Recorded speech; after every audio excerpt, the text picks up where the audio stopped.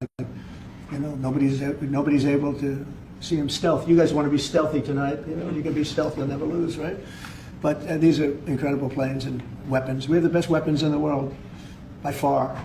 Nobody close. And I mean, certain countries take advantage of that. Israel has incredible weaponry.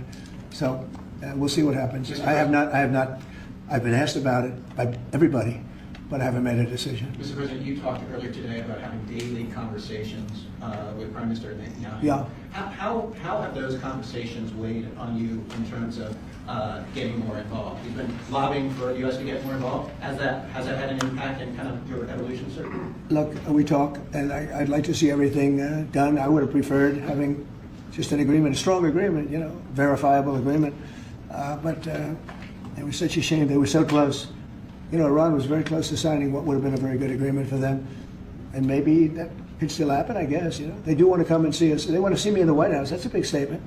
But it's very late.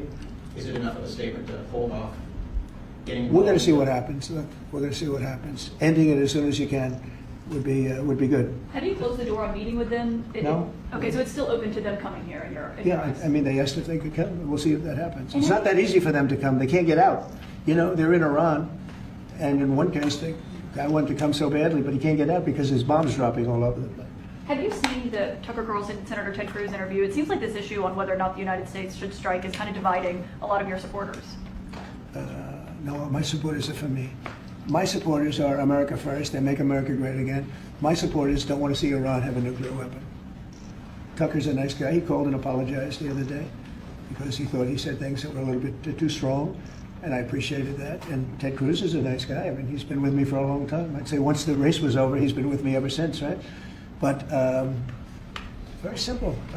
If they think that it's okay for Iran to have a nuclear weapon, then they should oppose me. But nobody thinks it's okay. People that don't want, I don't want to fight either. I'm not looking to fight. But if it's a choice between fighting and them having a nuclear weapon, you have to do what you have to do. Maybe we won't have to fight. Don't forget, we haven't been fighting.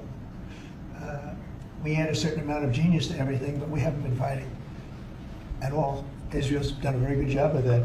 But we'll see what happens. The bottom line is they can't have nuclear. And if I can't imagine that Ted Cruz said it's okay for Iran to have nuclear, including Tucker. I don't think Tucker says it's okay. The problem is then they get themselves into a thing. They don't want them to have nuclear, but then they say, well, we don't want to fight. Well, you're going to have to make a choice because it's possible that you're going to have to fight for them not to have nuclear. And it's interesting because I did ask Tucker, I said, well, are you okay with nuclear weapons being in the hands of Iran?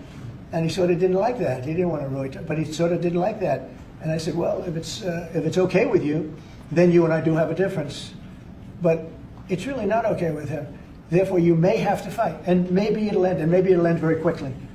But there's no way that you can allow, whether you have to fight or not, you can allow Iran to have a nuclear weapon because the entire world will blow up.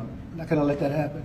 Mr. President, You had a bit of a row with President Emmanuel Macron of France the other day in the G7. No, it sounded like. he's a nice guy. Look, he said I was going back home to make a ceasefire. Not a ceasefire. We're long beyond ceasefire. And I said, why do you say that? Why would you say ceasefire? It's a bad term to use. Because a ceasefire means like everything's going swimmingly, we'll take a little time off. It's not. We're not looking for a ceasefire. We're looking for a total, complete victory. Again, you know what the victory is. No nuclear weapon. Mr. President, So I thought it was a very badly worded statement by him, and obviously I let him know that. on the southern border, you've had record low numbers for the month of May, 95 apprehensions, 0 releases, compared to that of the previous administration exactly a year ago, more than 60,000 releases. What do you attribute that success to? I like you. Who are you with? Turning Point USA, sir. Well, they're very good. Turning Point. Charlie, very good. That's what I call a good question, fellas. 1 out of 10, John. 1 out of 10, but that's a really good question. No, we had record good numbers on the border. And people are coming in, but they have to come in legally. Like some of these guys behind me, they have to come in legally. And if they come in legally, we want them. They have to say they love America, they love our country. And if they can't say that, we don't want them. Thank you very much. Very nice. Thank you very much, everybody. Thank you, press. Thank you. Thank you, guys. Thank you, guys. Thank you. Thanks. Thank you. Thank you, Mr. President. Thank you very much. Thanks. Nice stuff. Pulitzer Prize. Fellas, hey, Doug, take a good picture. Thank you, guys. Pulitzer Prize winner. Thank you, guys. New York Times. Can keep Pulitzer moving. Prize. Thank you. The Times is Thank the you, bad guys. part.